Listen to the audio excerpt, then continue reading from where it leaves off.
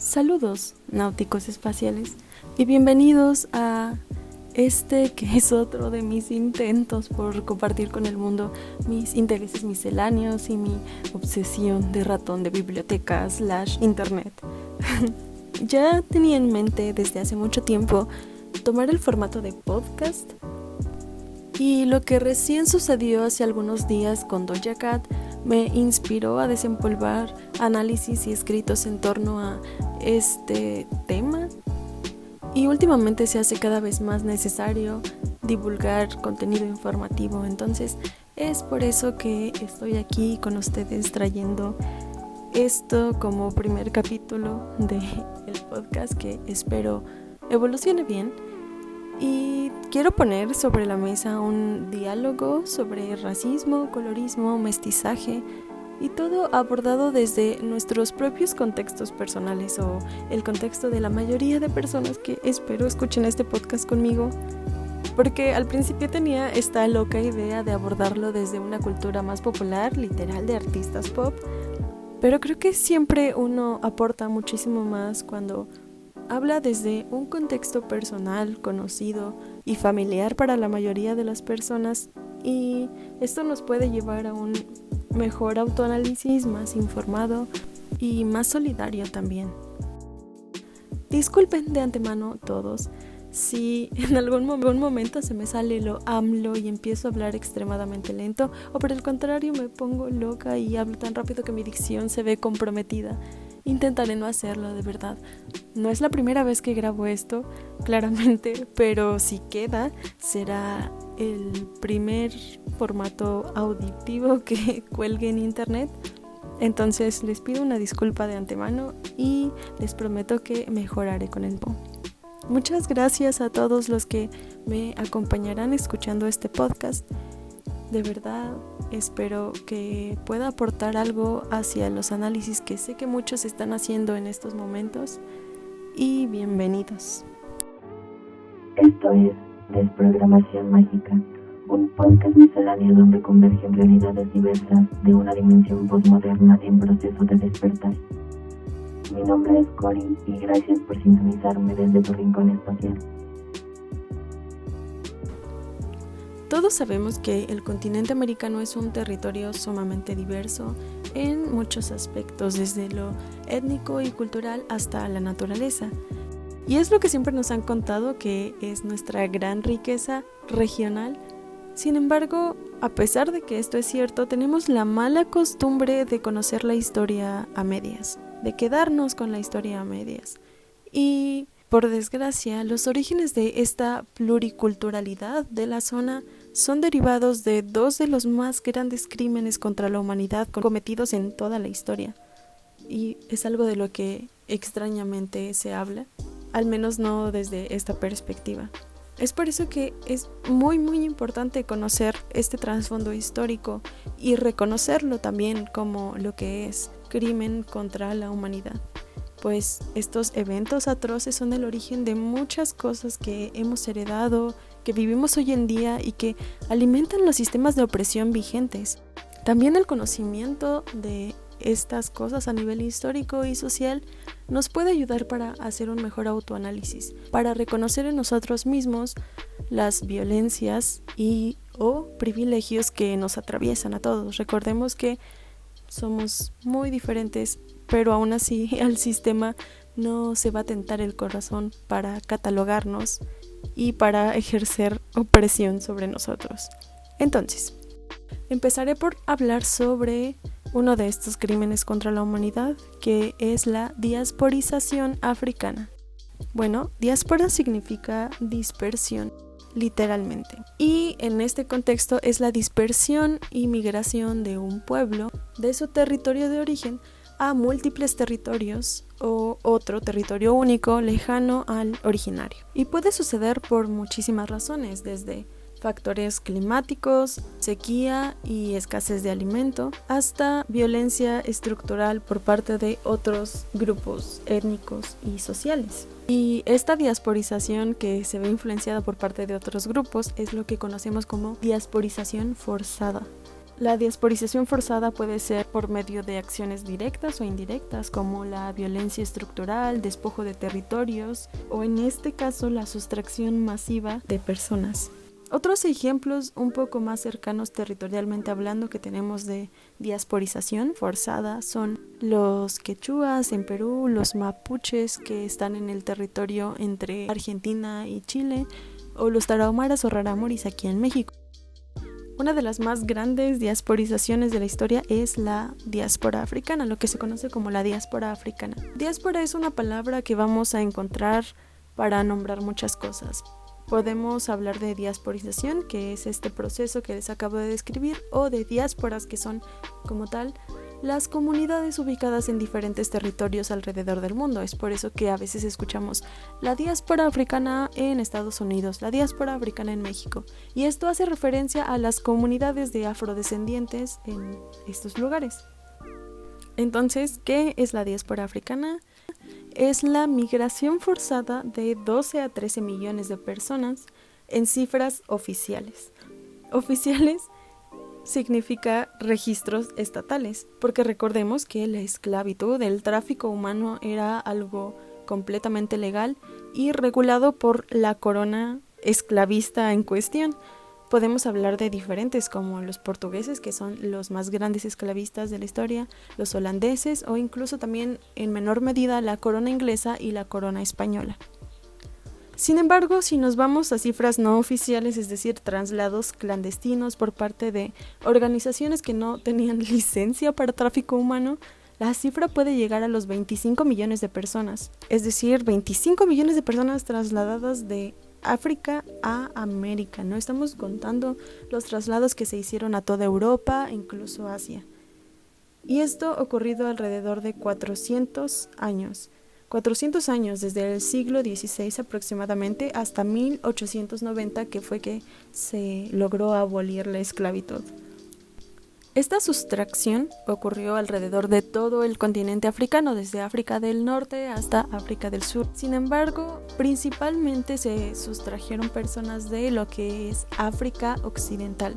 En este territorio habitaban muchas culturas, sin embargo se reconoce principalmente a pueblos de tradición yoruba, que es un grupo etnolingüístico, es decir, ellos tenían en común tradiciones, lenguaje, religión, y estarían ubicados en lo que hoy son países como Mali, Mozambique, Senegal, Angola o Nigeria. Durante estos secuestros masivos, las personas eran separadas de sus comunidades y familias. Algunas familias eran llevadas completas en traslados en barco. Y las condiciones bajo las cuales estas personas eran transportadas eran completamente infernales. Se calcula que morían cerca del 20% de ellos, y al llegar a territorio americano o europeo eran sometidos a subastas humanas en las que se les deshumanizaba aún más.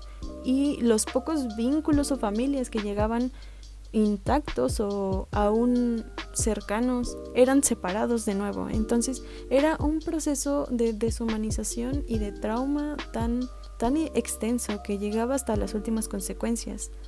Entonces, al llegar aquí, se tuvieron que crear nuevas comunidades como método de resiliencia, y es así como se fueron manteniendo vivas estas tradiciones y culturas de sus territorios de origen. La principal razón por la cual se empezaron a sustraer estas personas fue la demanda de trabajo servil por parte de principalmente la corona inglesa y la corona española, y es por eso que estos barcos empezaron a llegar primero a islas tabaqueras y algodoneras como Cuba o Haití, por ejemplo, que son coronas españolas. También fueron las primeras en obtener su independencia, cabe destacar, y es por eso también que son los primeros estados negros independientes en territorio americano. Al llegar a estas islas trajeron, además de sus tradiciones y religión, todo tipo de conocimientos, en especial conocimientos tecnológicos en torno a agricultura y técnicas agropecuarias. Es también otro de los grandes factores por lo cual el auge del algodón y el tabaco, principalmente el algodón, fue tan grande por todas las tecnologías agrícolas de estos pueblos. Sin embargo, las tradiciones eran penadas. Fue realmente difícil mantener vivas estas tradiciones.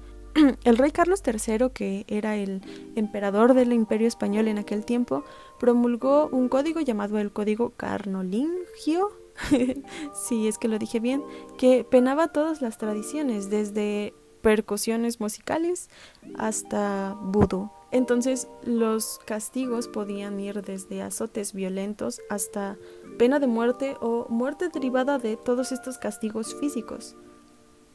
Otra isla que no mencionamos antes es Jamaica. Jamaica, a diferencia de las dos anteriores, era corona inglesa. Se encontraba a algunos kilómetros de Nueva Orleans, bastante cerca, y en Nueva Orleans conocemos a otra de las más grandes comunidades afrodescendientes en toda América. Es por eso que hubo un intercambio cultural muy interesante entre estas dos comunidades. Debido a que estaban tan cerca, desde Jamaica se podían captar las ondas de radio de Nueva Orleans. Nueva Orleans es cuna del R&B, del vudú, y al captar estas ondas de radio podían llegar a escuchar la música que generaban las comunidades afrodescendientes, lo cual influyó en los ritmos musicales de Jamaica y generó cosas como el ska. Entonces, la influencia que tienen los afrodescendientes en todo el continente sigue vigente hasta nuestros días, pero ha sido muy ocultada y se ha invisibilizado muchísimo que el origen de todo esto es de hecho el tráfico humano y la esclavitud. Se calcula que los afrodescendientes en toda América Latina alcanzan los 200 millones y en Estados Unidos la cifra alcanza los 400 millones de afrodescendientes en la actualidad. Entonces, esta es la diáspora africana, la esclavitud de un pueblo por más de 400 años. Una violencia sistemática que implicaba la sustracción masiva de personas de su lugar de origen y el tráfico humano de estas. Y bueno, esto deriva obviamente en la violencia estructural que heredamos hasta el día de hoy. Es decir, el racismo no es cualquier cosa, tiene su origen y más adelante vamos a hablar de racismo científico, por ejemplo, y de otros factores que han hecho que este sistema de estratificación racial perdure tanto hasta nuestros días. El otro gran crimen contra la humanidad del que les quiero hablar es la colonización y genocidio de los pueblos originarios de este continente. Y a ver, aquí un paréntesis.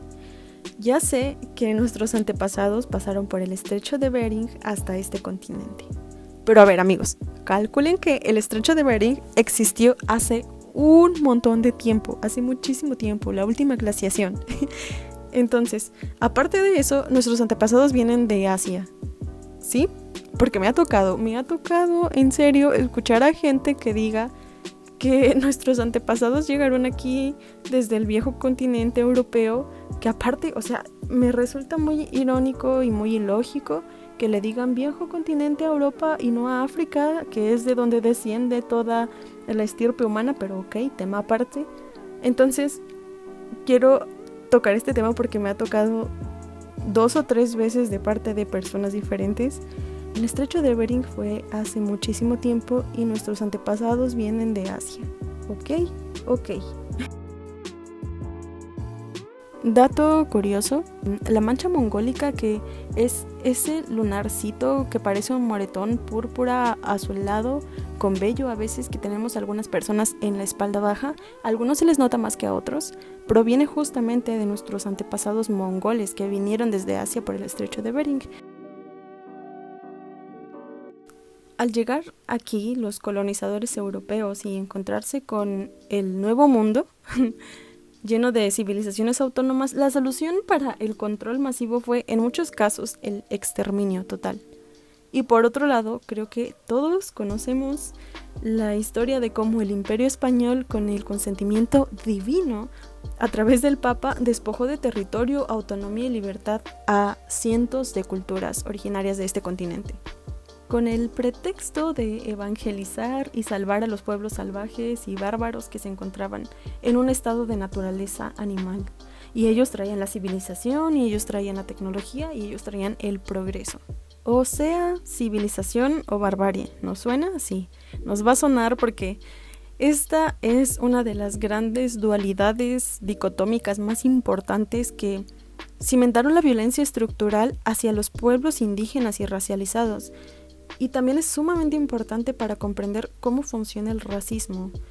Y por añadidura, entender igual la profunda relación que tienen el racismo y el especismo. Paréntesis aquí. Intentaré que esta cuestión del especismo se entienda un poco más adelante. Sin embargo, pueden googlearlo si les interesa. De todos modos, próximamente intentaré que alguno de mis capítulos sea en torno a esto, y también voy a traer personas invitadas que puedan darnos una perspectiva muchísimo más experta, por decir algo, en torno a este tema. Recordemos que para el supremacista blanco europeo promedio, las personas de África no eran consideradas humanas, desde la iglesia, desde la ciencia, y vemos cómo incluso siglos después, los aportes claramente racistas que Darwin hizo sobre los afrodescendientes alimentaron a todo este grupo de disidentes que no querían abolir la esclavitud. Y traigo para ustedes un pequeño fragmento de una de las gacetas de la UNESCO, una revista de la UNESCO, sobre Darwin. Entonces les quiero leer algunos párrafos porque justamente aquí analizan un poco de Darwin y el racismo. Están medio del lado de Darwin, sin embargo creo que es importante, entonces se los voy a compartir. El auge que alcanzaron los hilados mecánicos abrió a los productos de algodón mercados cada vez más vastos. El algodón se hizo el rey, sobre todo en Estados Unidos. Consecuencia de ello fue la necesidad siempre incrementada de mano de obra servil. La esclavitud que peligraba en América se transformó con este hecho en una institución sacrosanta de la cual dependía la prosperidad de la zona algodonera.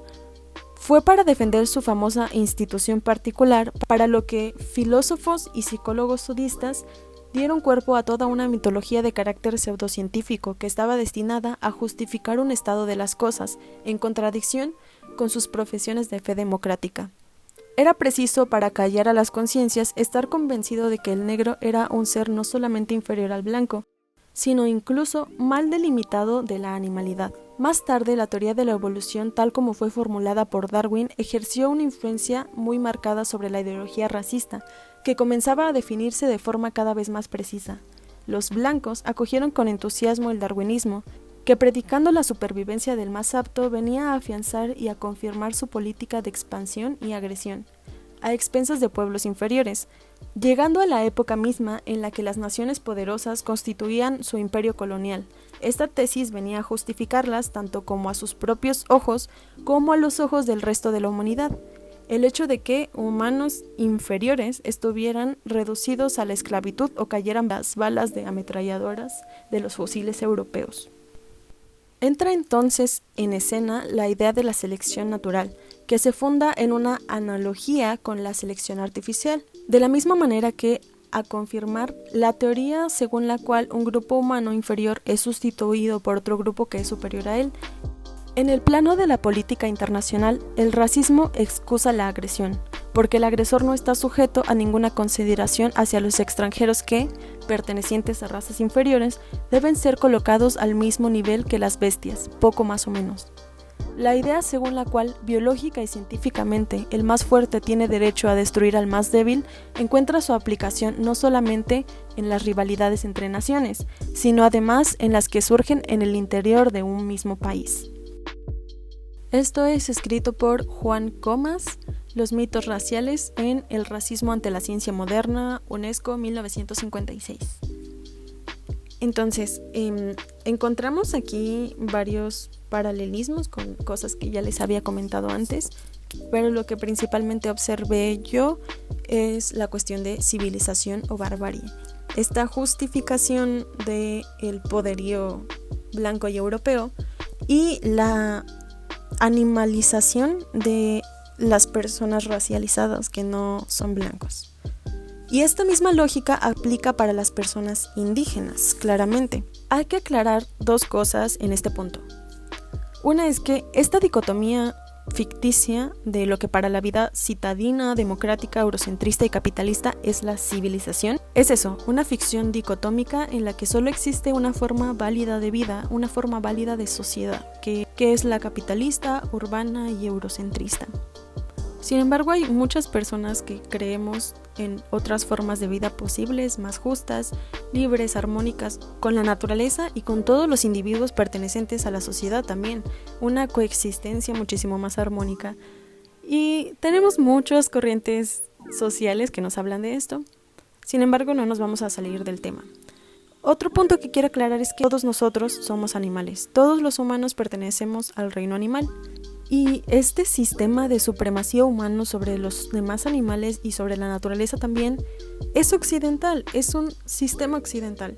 Entonces aquí vemos claramente dos líneas de opresión que están íntimamente ligadas, la racial y la de especie. Por esto se considera a los cuerpos negros e indígenas más cercanos a su animalidad, en la que para la hegemonía es la barbarie. Y esta violencia implica que la resistencia esté también acompañada de una defensa del territorio, de una defensa de la naturaleza y por supuesto una defensa del cuerpo.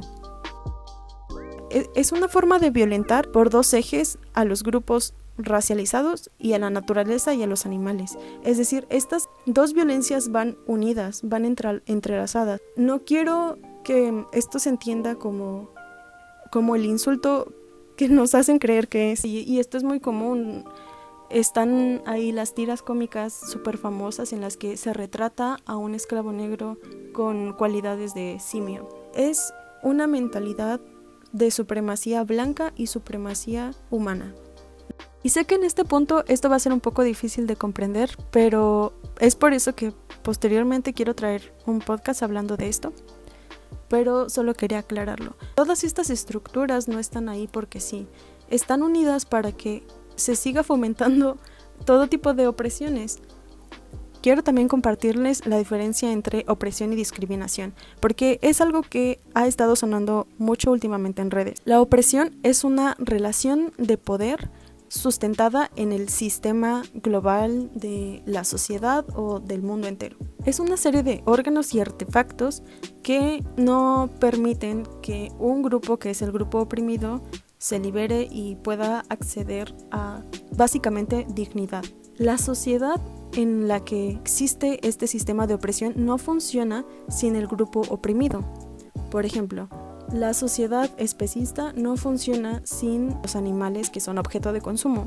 La sociedad esclavista no funcionaba sin los grupos esclavos, sin los negros. Y lo vimos claramente en el texto anterior. El algodón era una industria sumamente importante para la corona inglesa y para la corona española. Y esta industria no se sostenía sin el grupo oprimido. Y para que esta opresión funcionara y fuera vigente, el grupo opresor tuvo que implantar ideas muy profundamente en la mente colectiva. Y la discriminación es la segregación de una minoría. El grupo oprimido no es una minoría, es un gran porcentaje de la población. Por ejemplo, en el caso del sistema patriarcal, las mujeres no somos una minoría, somos más del 50% de la población mundial. En la discriminación no vemos esto, vemos a una minoría segregada de la sociedad por salirse de las normas sociales. Y podemos tener muchos ejemplos como la homofobia, la xenofobia, etcétera, etcétera, etcétera. Y hay que hacer este tipo de análisis en el momento en el que nos topemos con preguntas como ¿los blancos sufren racismo? ¿Los morenos sufrimos racismo? ¿Qué es el racismo? ¿Cuál es la diferencia entre clasismo, racismo? Ahora, el clasismo sigue siendo un sistema de opresión, no es discriminación, ojo ahí, porque es uno de los artefactos opresores del sistema capital. En fin, volviendo a nuestro tema, en torno a lo que mencionaba de la defensa de los cuerpos, la violencia sexual es otro eje que podemos añadir a esta red sistemática de opresión. Pues no podemos hablar obviamente ni de colorismo ni de mestizaje sin hablar de la violencia sexual por parte de esclavistas y colonizadores hacia mujeres negras esclavas o indígenas del continente. De estas violaciones sistemáticas nacen lo que conocemos como mulatos o mestizos. Mulato, por ejemplo, viene de la palabra mula en español, que es la cruza entre un caballo y un burro, y claramente aquí van a ver la relación entre la supuesta raza pura y limpia y la raza inferior. Alice Walker es una escritora feminista negra y es la primera en hablar de este tema del colorismo. Ella acuñó este término en 1983. Seguro ubican el nombre porque ella es la escritora de El color púrpura, que es un libro bastante desgarrador. Hay una película, honestamente no sé si recomendarla porque no la he visto, pero me encargaré de verla en estos días. Y ella habla de cómo cuando más oscura es la piel de una persona negra, más violentada es, más segregada y oprimida, y mientras más clara es la persona y más finos los rasgos, más tolerable socialmente es esta persona, que sigue siendo racializada, pero se acerca más al ideal eurocentrista de corporalidad. Voy a compartir algunos ejemplos de colorismo. La ley de la bolsa de papel marrón, esto es post-abolición, y es un ejemplo de colorismo perpetrado por el Estado. En Estados Unidos ya se solía utilizar una bolsa de papel marrón en las entrevistas de trabajo y se ponía literal la bolsa en la cara de las personas. Si la cara de la persona era más oscura que la bolsa de papel marrón, esta persona simplemente no podía ser contratada. Entonces, a pesar de que se abolió la esclavitud, seguían los rezagos de todos estos mecanismos que fue implantando el grupo opresor para normalizar la violencia. Seguían y siguen vigentes hoy en día. Otro ejemplo está en 1910 en Brasil. Una doctrina pseudocientífica nace y es el blanqueamiento de Brasil. Se dice que el mestizaje entre negros, indígenas y blancos era responsable de la delincuencia y desorden social. Es decir, estas personas creían que la mezcla de estas tres sangres, recordemos que Brasil era colonia portuguesa. El mestizaje entre estas tres razas era para ellos el origen de todo desorden social, de toda delincuencia, y para poder solucionar este problema trajeron inmigrantes europeos, varones todos ellos, para blanquear Brasil. Esa era la intención. Y de donde saqué este ejemplo, había una pintura, estaba acompañado por una pintura de un sujeto llamado Modesto Brocos Gómez. Él es de Río de Janeiro y vivió entre 1852 y 1936. La pintura se llama La Redención de Cam, pueden buscarla si les interesa. Y se las voy a describir rápidamente. Es el exterior de una casa, una mujer que se supone que es Cam, esclava doméstica negra, con sus manos hacia el cielo agradeciendo, mientras al lado tiene a su hija mulata que al casarse con un portugués blanco dio a luz a un bebé blanco. Entonces ella estaba súper feliz, agradeciendo al cielo, y la mulata con el bebé blanco en brazos le presenta a su madre. Al lado está el padre portugués sonriendo. Y esto representa lo que en aquel tiempo se llamaba la maldición negra. La mujer, Cam, agradece al cielo porque su hija ha engendrado a un bebé blanco, que además es varón, y ha logrado limpiar esta estirpe negra, ha logrado desaparecer la maldición negra.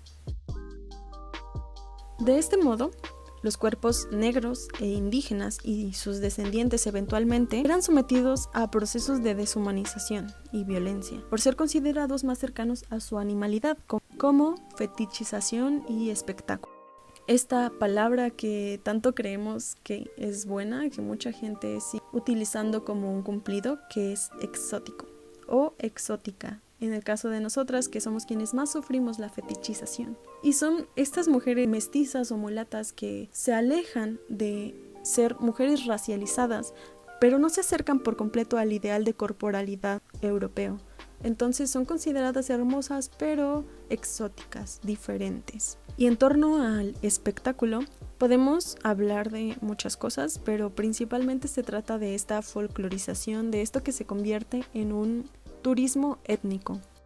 Y es así como a las personas racializadas, indígenas o negras, se les va despojando poco a poco de su identidad, al ser sometidos, desplazados y usurpados de sus territorios, viendo su sociedad fragmentarse literalmente y siendo obligados a adherirse a la nueva civilización por procesos de folclorización y empobrecimiento.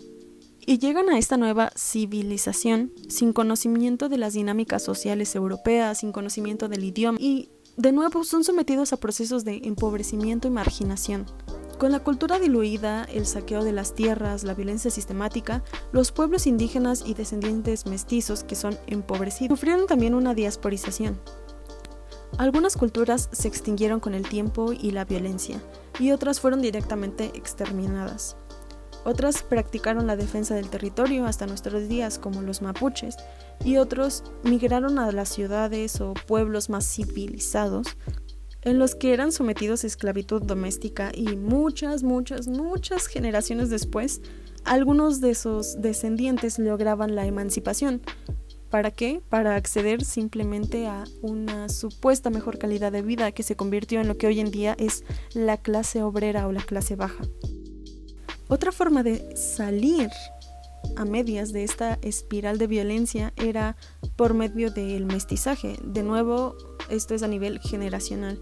Como en un punto alguien se escapaba lo suficiente de esas características racializadas y podía acceder a mejores oportunidades de vida gracias a su color de piel, a sus rasgos faciales, etc. Y aquí, en un contexto un poco más mexicano, en estas primeras ciudades eran recurrentes muchos insultos. Por decir alguno, prieto, que viene de la palabra portuguesa prieto, que significa negro. Era como los portugueses nombraban a sus esclavos al traerlos aquí. Entonces, de nuevo, volvemos a que estas personas eran consideradas no humanas.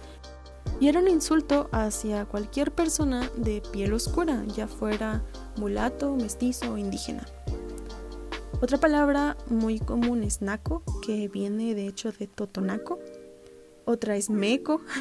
Meco significa, se usa para referirse a un animal de color café rojizo. Cualquier tipo de animal, así perro, gato, venado, lo que sea, pero como de color café rojizo.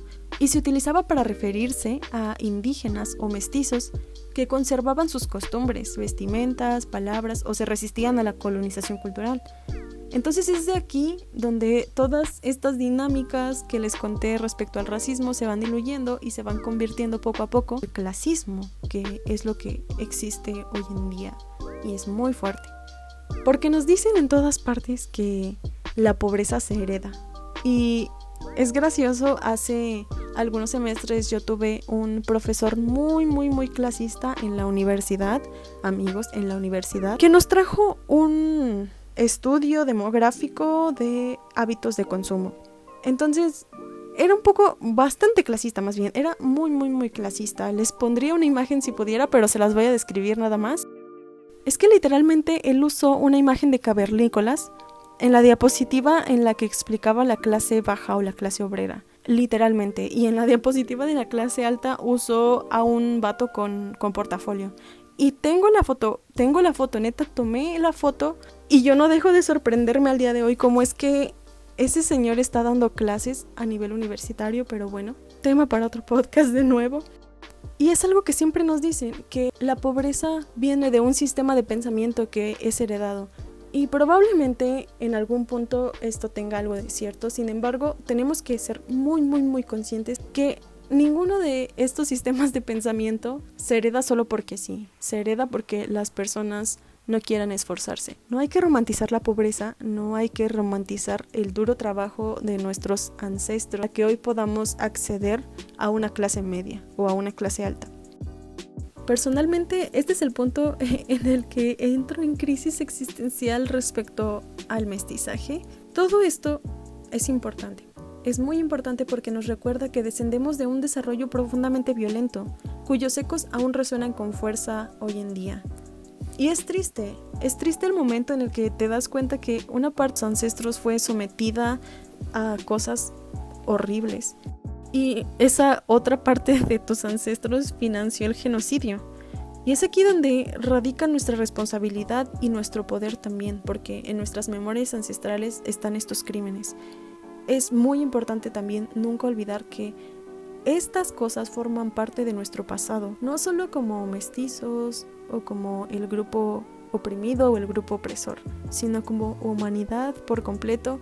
Hoy nos las damos de humanitarios, de altruistas, todos nosotros, todos, desde las naciones y las organizaciones de naciones hasta los individuos. Pero no podemos olvidar que esto forma parte de nuestro pasado y que seguimos viviendo las consecuencias de todo esto.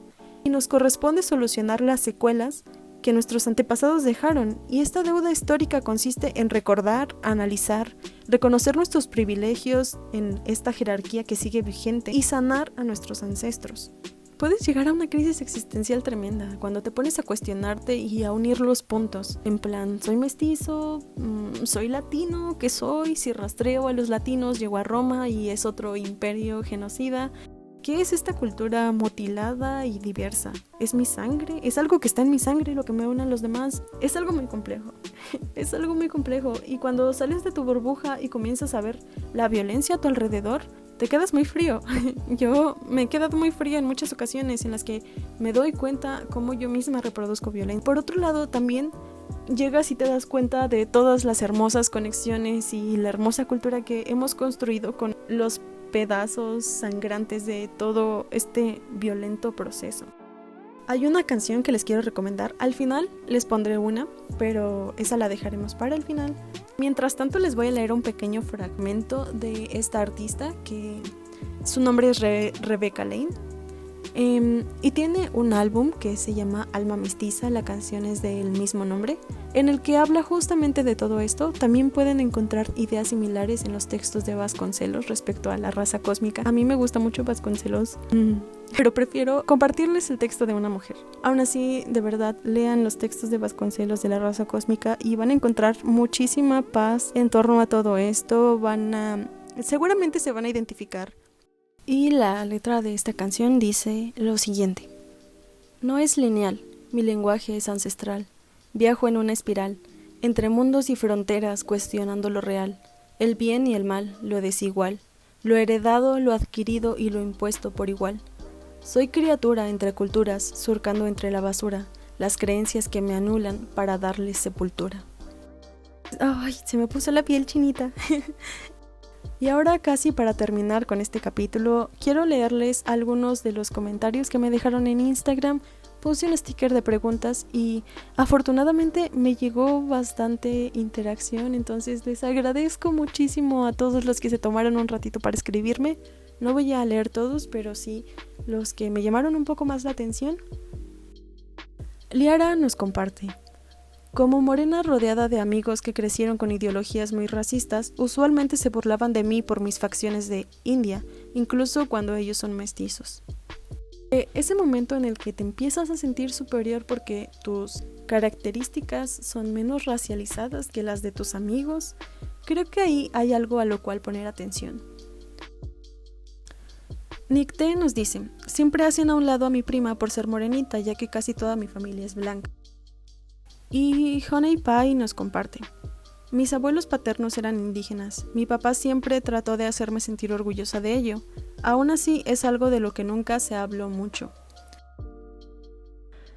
Otro comentario muy interesante que no puse aquí porque se me borró la captura de pantalla es el de una chica que me preguntaba qué puede hacer ella por todo esto si es blanca. Y creo que lo mismo que todas las personas que no pertenecemos a los grupos más vulnerables de la sociedad. Escuchar, tener los ojos abiertos, analizarte a ti mismo y sobre todo aceptar cuáles son nuestros privilegios. Aceptar nuestros privilegios es el primer paso porque estamos reconociendo que la sociedad es injusta, que la sociedad es arbitraria y que existen violencias que a nosotros no nos toca vivir. Compartí el día de ayer una historia en Instagram hablando sobre una publicación que se está haciendo un poco famosa de un grupo que supuestamente trabaja contra el racismo en México. Y hablaban de cómo la población suele decirte el típico, pues es que no es racismo, es clasismo. Y es por eso que quise tocar también toda esta historicidad de cómo es que evoluciona el racismo en lo que hoy en día sufrimos como clasismo y colorismo. Porque jamás en el mundo, por más mestizos que seamos, ni aunque seamos de una clase oprimida por opresión de clase, se va a comparar nuestra opresión con lo que sufren las personas indígenas de este país, que son despojadas de sus territorios por políticas transactivistas y estos territorios prácticamente regalados y concesionados a empresas transnacionales. No vamos a sufrir la segregación social que viven estas personas violenta, o sea, segregación social de verdad violenta. Apenas en los años 80 existió algo que se llama el Plan Sofía, que era un plan de exterminio para indígenas mayas, literalmente. Entonces, de verdad, les pido de todo corazón que no sean como este tipo de instituciones que supuestamente trabajan contra el racismo en México, pero ni siquiera investigan a fondo lo que es racismo. Nos quedamos en los medios occidentales como Wikipedia y no nos vamos a leer a las verdaderas personas que sufren esto en carne propia, a mujeres negras, mujeres indígenas, que son quienes más escriben y más hacen análisis al respecto, a activistas medioambientales indígenas, activistas tarahumaras aquí en México, que están sufriendo violencias por parte del Estado y de la sociedad. Por supuesto que tenemos que hablar de clasismo, de empobrecimiento, pero en este momento se está abriendo una brecha y un canal de diálogo que no se había abierto antes en mucho tiempo, ni siquiera en los espacios de izquierda, en los espacios que supuestamente son de protesta. Y es por eso también que antes de irnos con una canción muy bonita que será el cierre de este primer podcast, quiero dejarles un poco de bibliografía que personalmente me ha ayudado muchísimo a abrir los ojos y a darme cuenta de todo, y también unas cuantas películas. El primer libro es El origen de los otros, de Toni Morrison. Toni Morrison es una mujer negra, feminista, y este libro a mí me parece muy ameno, muy tranquilo, muy fácil de leer. Está muy bien estructurado también en cuanto a su índice y habla de muchas cosas. Creo que es base para personas que apenas se están adentrando en este tipo de análisis. Está cortito también, lo encuentran pirata en internet, pero si quieren comprarlo, que sería lo ideal, igual tema para otro podcast hablar sobre piratería, lo encuentran en internet, hay un PDF gratuito. Si lo suyo es más la novela, un libro muy fuerte y muy desgarrador es El color púrpura de Alice Walker. Es un libro básicamente autobiográfico de la vida de una mujer negra. Amigos, de verdad me acuerdo de ese libro y se me salen lágrimas. Les mencioné anteriormente que hay una película, pero no me he dado a la tarea de verla, entonces no me atrevo a compartir. Pero si ustedes son más de películas, otra recomendación es El ombligo de Giedani. El ombligo de Giedani es una película del 2018 mexicana que viene a ser básicamente Roma, pero bien realizada, sin invisibilizar a estas personas y sin romantizar, y nos habla de una mujer y su hija zapotecas que tienen que emigrar a la ciudad para trabajar como empleadas domésticas en una casa de personas blancas y ricas. Yo sé que les va a gustar y me van a escribir y me van a decir, está bien bonita, me encantó, se parece a Parasite. Como tiene detalles en cuanto a actuación y esas cosas, pero lo importante realmente es el mensaje. Búsquenla, creo que está en Vimeo. Si no lo encuentran en Vimeo, también está online por ahí, Piratería Mood. Y bueno, nos vamos ya con esta canción, también de Rebecca Lane. Y la canción que les quiero compartir se llama This Cat. Entonces escúchenlo, les va a gustar, es de su álbum Obsidiana. Y me despido de ustedes. Muchas gracias por escucharme hasta aquí. Espero que sigan sintonizando los capítulos posteriores de este podcast. Intentaré tocar temas variados, tengo muchas cosas en mente, algunas no tan polémicas, se los prometo. Entonces espero que les haya gustado. Ya saben que pueden escribirme. Muchas gracias por escucharme si llegaste hasta aquí, y te dejo con esta bella canción.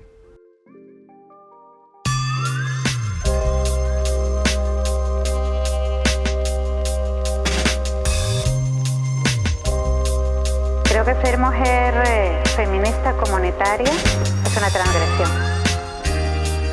Es una transgresión porque rompe el prototipo de mujer tradicional indígena y te pone a traer también elementos de un análisis profundo de la vida. Con la energía vital de las ancestras, de las mujeres que caminan con mujeres, las sanadoras que usan sus poderes, de las que tejen con su energía de selva, las que convocan libertad con su palabra, las que convocan la defensa de los cuerpos, las que unifican la energía de Abyayala, el agua, la tierra, el cielo, el fuego, las que caminan entre valles y montañas, las que escuchan el espíritu del río, las que nacen con el sol cada mañana y siguen vivas a pesar del genocidio. La sabiduría sabiduría, la red de la vida, la energía que transforma odio en alegría, la valentía de mujeres combativas, la fuerza que da equilibrio y alegría.